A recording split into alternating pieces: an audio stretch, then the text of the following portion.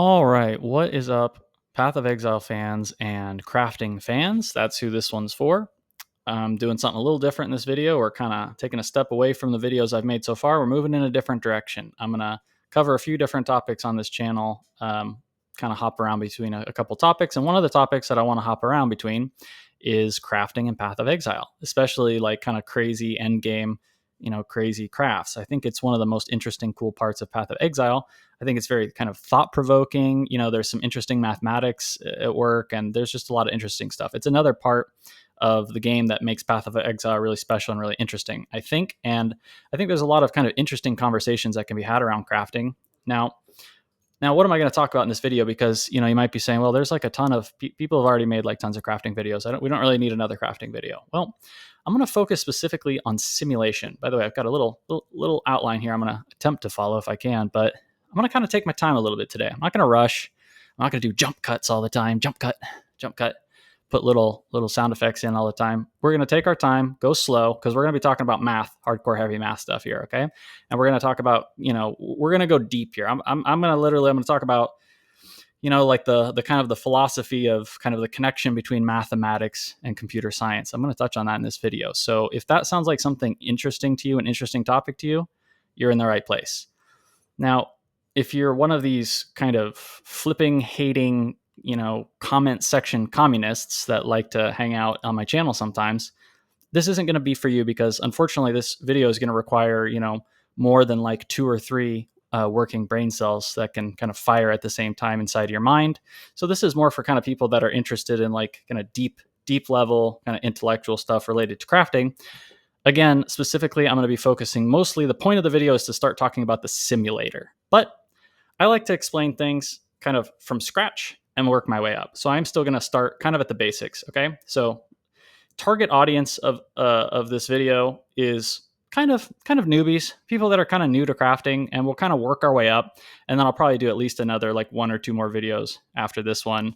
And I'm going to just kind of work my way up from 0. We're going to start at 0 and we're going to keep going more complicated, more complicated, more complicated. And my kind of plan is, I'll have this series of videos that anybody that wants to get into, hardcore crafting specifically, using things like the simulator, for example, which is not easy to use in Craft of Exile. Let me tell you, it's not super crazy difficult, but it's not.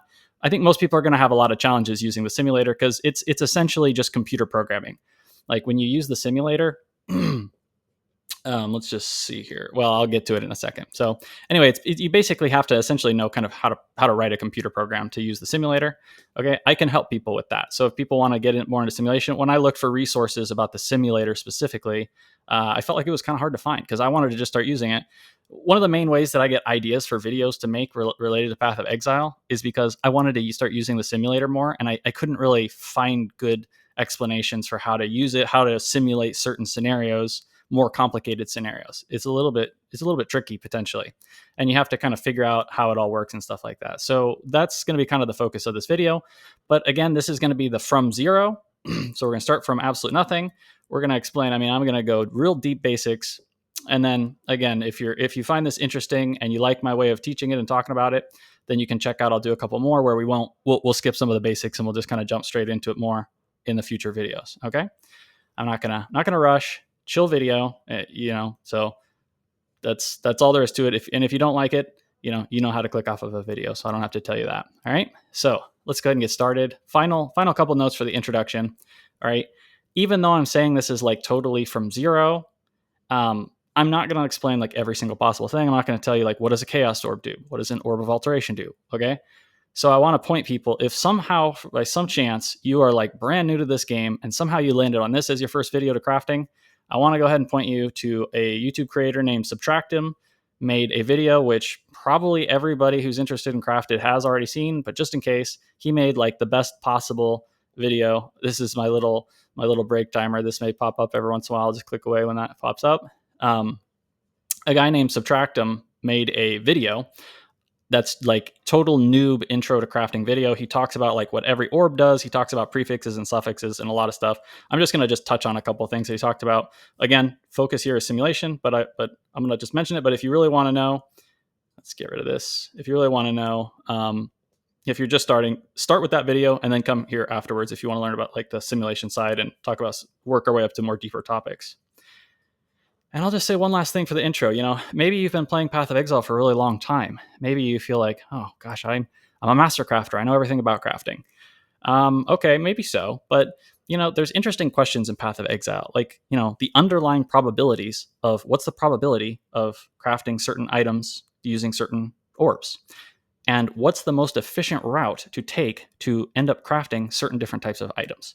Okay, so for example, in this video, I'm going to focus on, for example, like we'll start with like a very simple basic example. Let's say you want an item with tier 1 life and like 2 tier 1 resistance rolls. Like that's your goal, okay? Because pretty much if you're going to craft, you probably got like a goal in mind. I want, these set of prefixes and suffixes, and I want the tiers to be, at least tier 2 on everything, or like tier 1 life and tier 2 on everything else, something like that.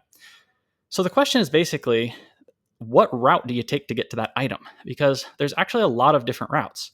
There's using alterations and then augmenting and then regaling. Okay. There's using a chaos orb. There's using fossils. There's using essences. There's using recombinators. There's using beast crafting. There's using all the stuff that's talked about in the Subtractum video.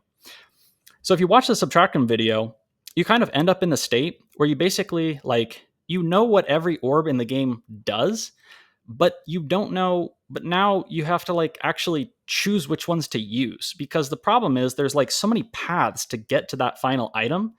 How do you figure out now, of all the possible paths, which is practically infinite, honestly, when you consider all the possibilities and combinations of different orbs and things you can use, it's practically infinite number of combinations of how you can get from one item to another. So now you have to actually figure out how do I get to the item I want? So that's basically what I want to kind of work up to, is figuring out how to find that path out of all possible paths to get to that final item.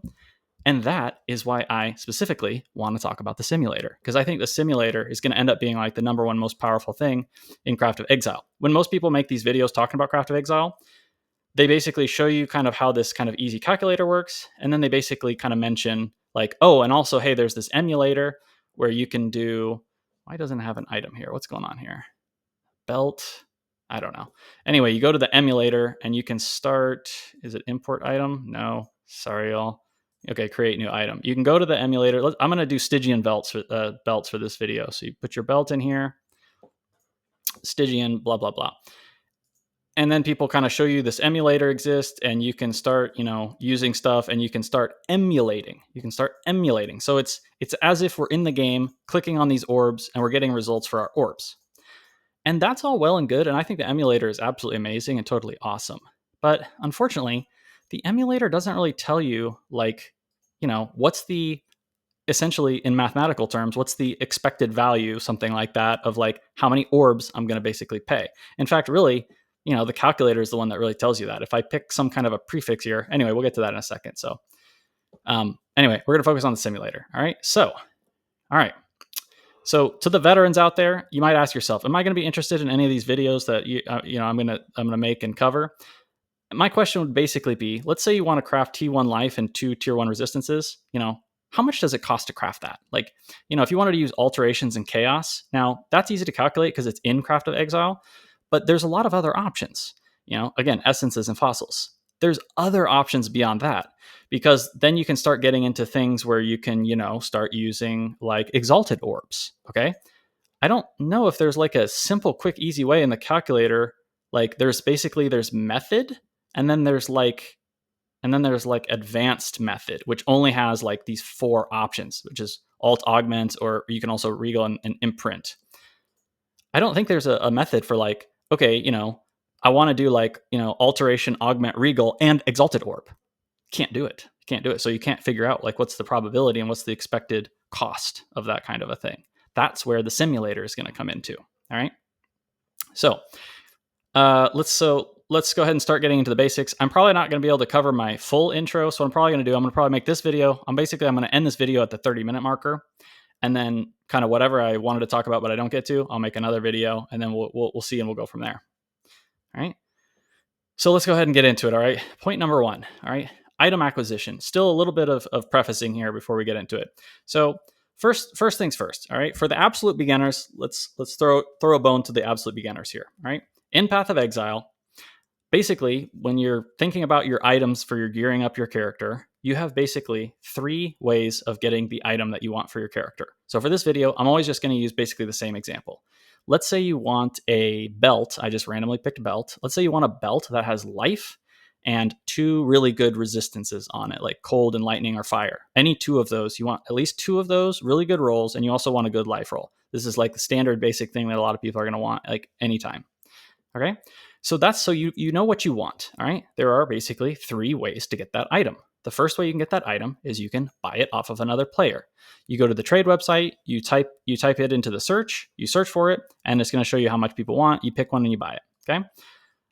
Route number 2, finding the item on the ground. Haha, not going to happen. That's funny. So I'm just not going to talk about that because in general, it's very unlikely once you get to kind of the end game and you want like, you're kind of, you've completed the atlas. You want to like make your character super crazy powerful. You're not just going to find random items on the ground that are going to be like super GG. Okay. Usually people are going to just craft whatever at the very end. All right. Next, the third way is you craft the item. So that's what we're going to talk about. And so you have to choose of these 3. Now, so I already mentioned this, you have to choose what route you're going to take when you craft the item. But the first thing is, first you have to choose, before you figure out the crafting route, you have to choose if you're going to buy the item or if you're going to craft the item yourself. Now, I don't know if a lot of people have talked about this or not. If anybody, by the way, if you're listening to this, if you know of like specific videos out there that cover pretty much exactly what I'm going to say all throughout this video, just let me know in the comments. I'll watch them and I'll make sure I don't overlap too much in the future if those exist. I doubt they're going to be exactly the same as mine, trust me, but we'll see. But let me know. So for example, when a lot of people, if you watch YouTube videos about this, when they talk about crafting, it's kind of just like something you do when you get good at the game. It's like a rite of passage. You just do it. But the thing is, the first decision you have to make is, am I going to buy the item or am I going to craft the item? This is kind of the whole point of this video is you need to figure out which one is the better value. Okay. How do you do that? All right. Well, I'm going to talk about that. But basically, let's say you go search for your item with life and resistances, and let's say the item is 1 divine. Let's say, for example, you want like a Stygian Vice that's like a high eye level. It has like perfect rolls on it. Let's say it costs 1 divine. I searched for it yesterday and it was 1 divine, that exact example I'm talking about. Okay, so the cost is 1 divine. So I can get the item I want for 1 divine. Okay, or you can try to craft the item yourself. Now, why would you do that? The only reason you would really craft the item yourself is if you can get that exact same item for less cost. Okay, so for example, you come in here to Craft of Exile, you figure out what the prefixes and suffixes are that you want on the item. So for example, life, and let's say you wanted 2 specific resistances. So let's see if I can actually get this right here. So let's say I want, okay, so what I've got here is I've got a Stygian, all right, I've got it set to Stygian Vice. So I'm creating, let's just reset this. We're starting, this is the from 0 video. Let's reset it. All right, so let's say the item that I want on my character is I want a Stygian Vice belt because I think they're kind of cool. I think Stygian Vices are really good, actually, for reasons I'll talk about more in the future. I always forget that they put it in jewelry for some reason. Belt doesn't feel like a jewelry to me, but whatever. Okay, so let's make a belt. So I'm going to choose jewelry. I'm going to choose belt. And the item type is going to be a Stygian Vice. Okay, there we go. So we're messing around with Stygian Vice belts. We're looking at the rolls. Okay, so you should have already watched, if you're a beginner, you should have already watched the Subtractum video. You should know what a lot of this stuff is already. Prefixes and suffixes.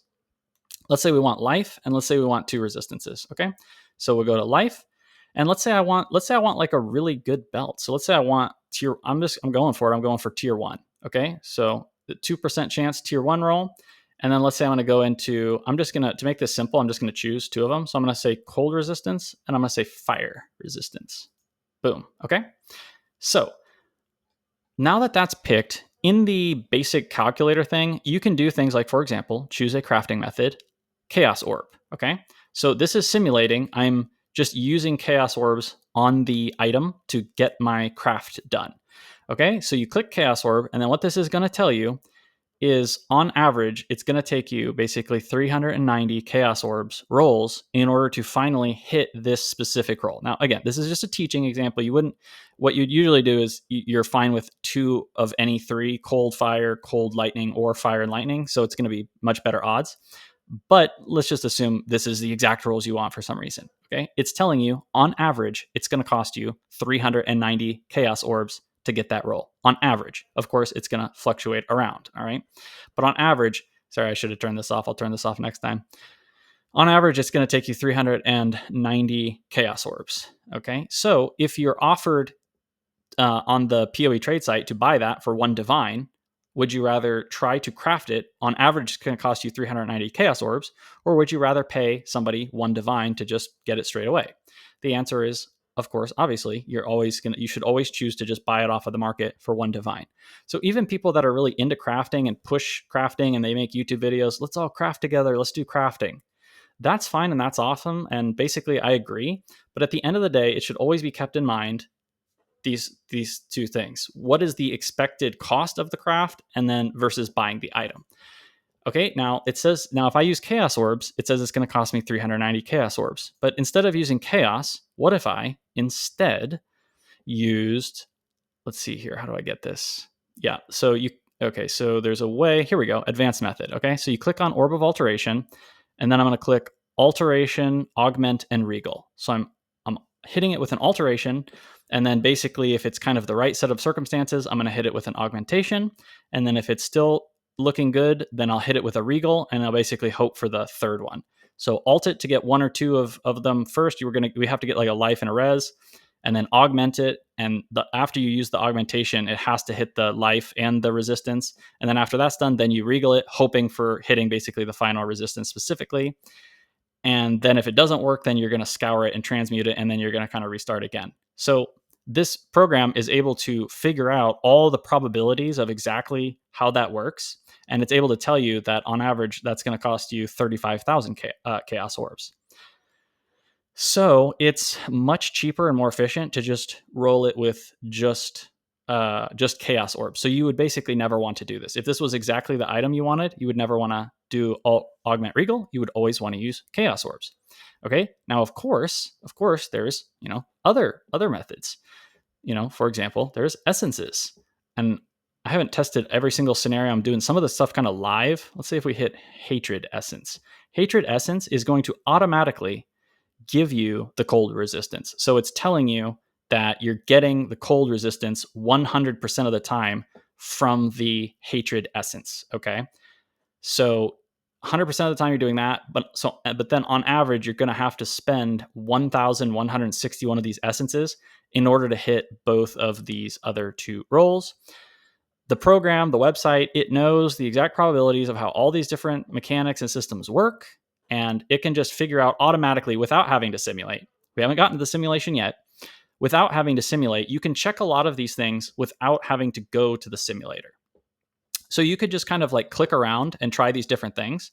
Okay. So that was, what was that? Okay. So the cost of that is 2,635 chaos orbs. All right. What about the life one? Where is that? Which one is that one again? And I'm assuming this is going to just work and I won't have to change anything, but we'll see. Where's life, y'all?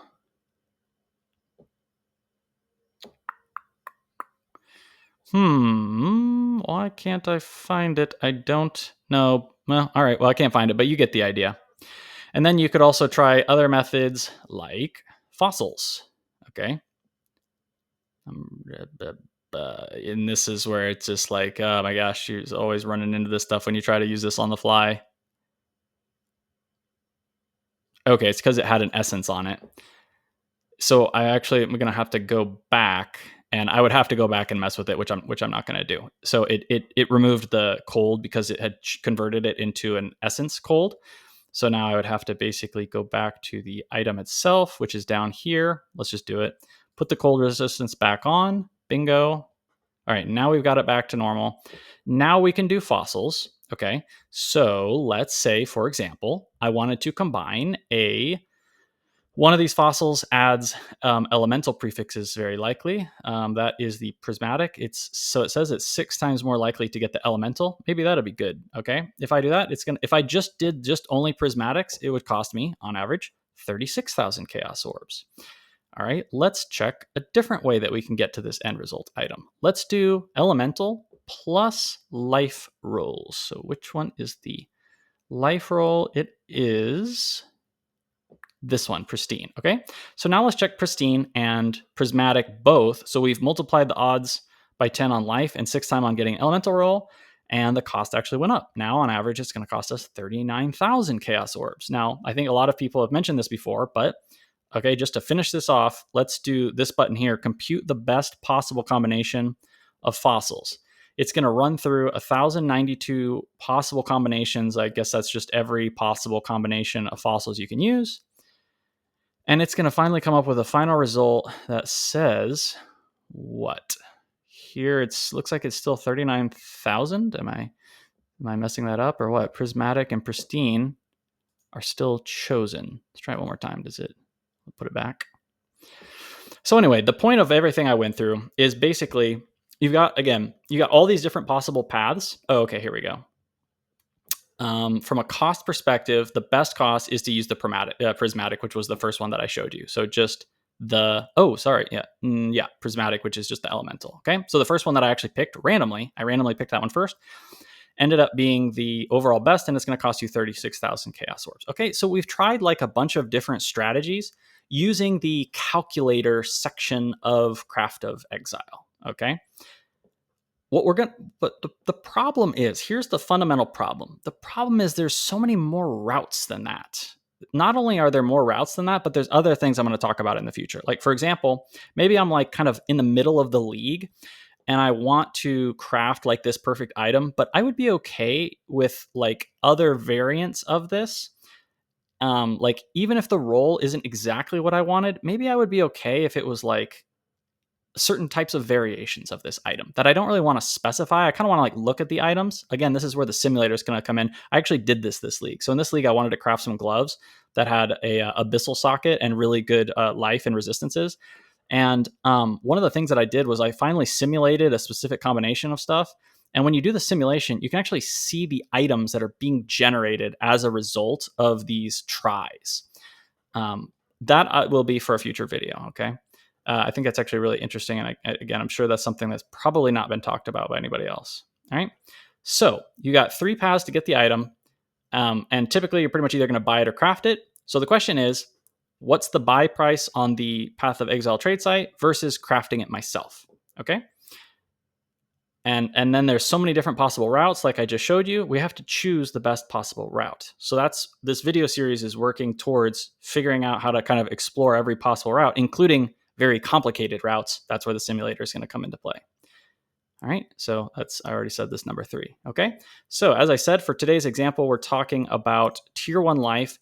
And what we're going to do is we're going to say we are okay with tier 1 resistance of any 2 other resistances. Now, again, you can do this, I believe, in the calculator itself. So when we come down here, there is some way here to get these to be anded together, which I can't remember, but whatever, just take my word for it. I'm pretty sure go look at the other videos. I believe there's a way in the calculator to calculate if, using a chaos orb to say like either one of these is okay. But since I want to talk about the simulator, I'm ready to go ahead and start talking about it. So let's get into the simulator and let's start simulating. Okay. So let's say we want a Stygian Vice, which is what I've been dealing with. Okay. So we got Stygian Vice belt that we're working with. And I want, again, tier 1 life. And I want 2 tier 1 resistances. So cold, fire, or lightning. I want 2 out of the 3 of them. All right. How do we use the simulator? Where does the simulator come in? Okay. Here's where the simulator comes in. The simulator, what is simulation? What is the role of simulation just in general? Because everything we're dealing with like math, and we're dealing with like probabilities, math, statistics, whatever you want to call it. What ends up happening, and this is actually how math works at a very high level. So, for example, okay, in my life, if you can believe it or not, I've known like career mathematicians. I've known people that like literally their career is just doing math. That's what they are. They're like a legitimate mathematician, okay? And I've known people that do like very high levels of math for their careers. One of the things that starts happening with math is it starts becoming really complicated, and people kind of have difficulty figuring out how to solve certain math problems because it's too complicated. Our little measly little pea brain human being brains can't kind of figure it out on our own. Again, sorry about this. I'll turn it off for the next one. So what people actually end up doing in the real world that are literally career mathematicians, it's their job to do the math. They kind of throw their hands up in the air and they give up when certain math problems are too difficult and too hard, and they start simulating. They start using computers to run simulations to try to actually derive the probabilities for certain things. Now, the reason that, and I'm just going to go ahead and wrap up the video on this final one, and then I'm going to follow this up with one more video after this, where I'm going to start simulating, and I'm going to start showing how we're going to kind of compare these probabilities to running the simulations. And I'm going to basically demonstrate how the simulator kind of derives all these probabilities for all these different outcomes. Hopefully it'll all make sense again by the end of this video series.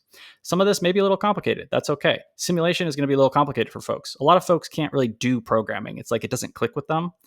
If that's you, that's okay. I'm going to cover everything, so don't worry about it. And you can just copy what I do in the videos. It's no big deal. But anyway, let me just finish this one point, and then in the next follow-up video, I'm going to actually start using the simulator. I'm going to run some simulations and show you how I'm going to do it. But so let me just end with this final point, okay? Okay, so again, in the real world, you have these like really complicated math problems. So it would be like, what's the probability of hitting these? So again, this calculator, it can figure out probabilities when they're kind of like easy. Like your method is just hitting it with a chaos orb.